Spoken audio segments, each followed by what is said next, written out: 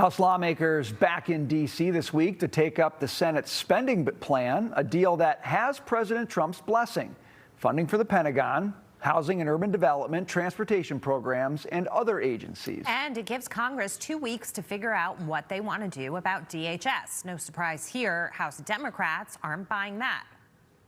We clearly have a DHS and ICE agency that is completely and totally out of control. Taxpayer dollars should be used to make life more affordable for everyday Americans, not kill them. I'm not just a no, I'm a firm no. I just don't see how in good conscience Democrats can vote for continuing ICE funding when they're killing American citizens. I did not support 2 weeks ago. I will not support this week another penny for ICE. Will you vote for something that at least funds the government for 2 weeks while that is negotiated? Yeah, well, the devil is in the details. The president has made clear he won't be making any more deals, posting on Truth, quote, "Send it to my desk without delay. There can be no changes at this time." But it's not just Democrats seeking changes. The GOP also has some tricks up its sleeve aimed at getting the Senate to finally take up the SAVE Act. It's a bill that would require proof of citizenship to vote. So we'll spare you the nerdy details. Big picture, House Republicans have a chance to attach this election integrity bill to the spending bill, thus forcing the Senate to pick it up. Cue the Schumer meltdown. A band of MAGA radicals want to hijack government funding to push an outlandishly toxic bill called the SAVE Act that would disenfranchise millions of American citizens. I want to be very clear. The SAVE Act is dead on arrival in the Senate. All right, for more on this, we're joined by House Ways and Means Committee member and a co-sponsor of the SAVE Act, Texas Congresswoman Beth Van Duyne. Congresswoman, thank you so much for being here. And Chuck Schumer there talking about the GOP hijacking government funding and trying to sort of pull a bait and switch here with the SAVE Act. To me, it looks like the Democrats are going to get a substantial portion of what they want with funding, but they want to make sure they get something of theirs in return. And to many people, despite what Chuck Schumer said, the SAVE Act and voting integrity are very important issues. Oh, without a doubt. As you mentioned, I'm a co-sponsor of the SAVE Act. I think it's a very important piece of legislation, something I've been fighting about, for years. But the fact is that we've got an opportunity right now to keep the government open, to make sure that Immigration and Customs Enforcement, CBP, FEMA, our Coast Guard and TSA all get funded. And while I would want to see the SAFE Act followed, and I want to see it signed into law, I don't think you throw out the appropriations bills at the same time. And I listen to my colleagues, the Democrats, who are talking about Immigration and Customs Enforcement and how they're not going to give another dime. Well, the fact is, read the bills.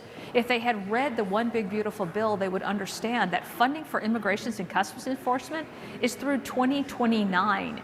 The only thing that they're doing by delaying DHS funding and shutting it down is stopping FEMA, stopping TSA. Are these really the agencies you want to shut down after we've just seen this this mega winter storm that pushed through our country? It's ridiculous. I hope these bills pass. They keep talking about getting back to regular order. You had 12 appropriation bills that the House passed, sent over to the Senate. Senate needs to do its job and stop playing games. So it does sound like, though, in the House, some of your colleagues on your side of the aisle are going to say, hey, no SAVE Act, we're not going to vote for the 2-week extension that the Senate passed. So do you think everyone's going to line at the end of the day? It sounds like Democrats might not be the biggest obstacle to ending the shutdown. How do you think that's going to play out? I think Republicans, rightly so, want to see the SAVE Act passed.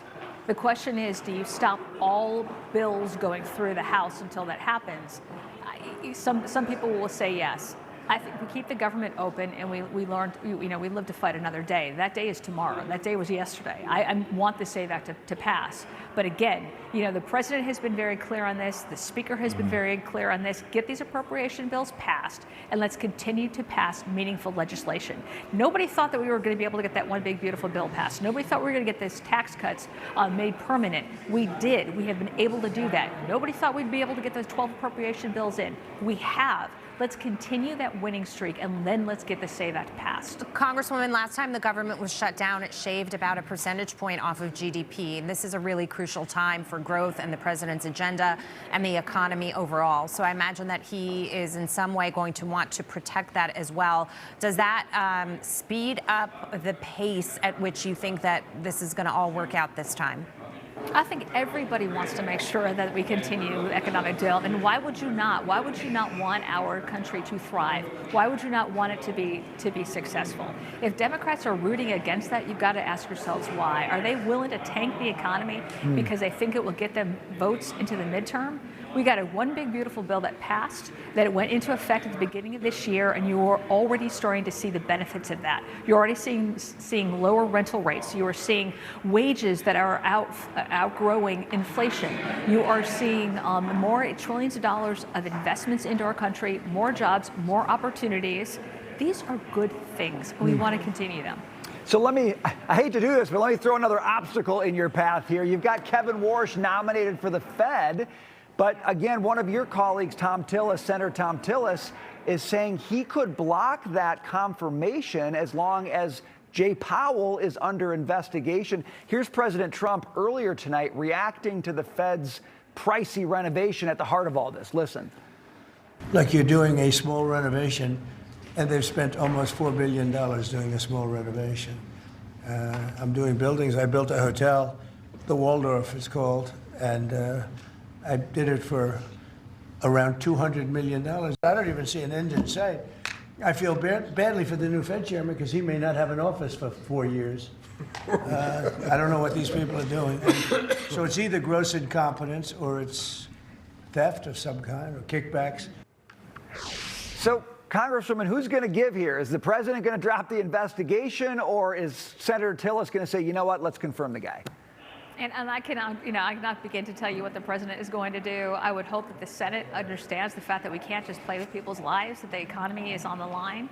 We want to see people be able to buy, affordable housing, and that means having a Fed chair in there that is pro-market, that understands that federal government needs to have its hand out, but he's also an independent broker with a tremendous amount of experience. He did some great things in 2008 when we were going through a massive crisis. I think he can do that again. We got to give him a chance to do that, and I really hope that the senators come around and stop playing the political theater and recognizing there's a whole lot more online than just investigation for a former Fed chair. Congresswoman Beth Van Duyne, thanks for being with us. Good to see you.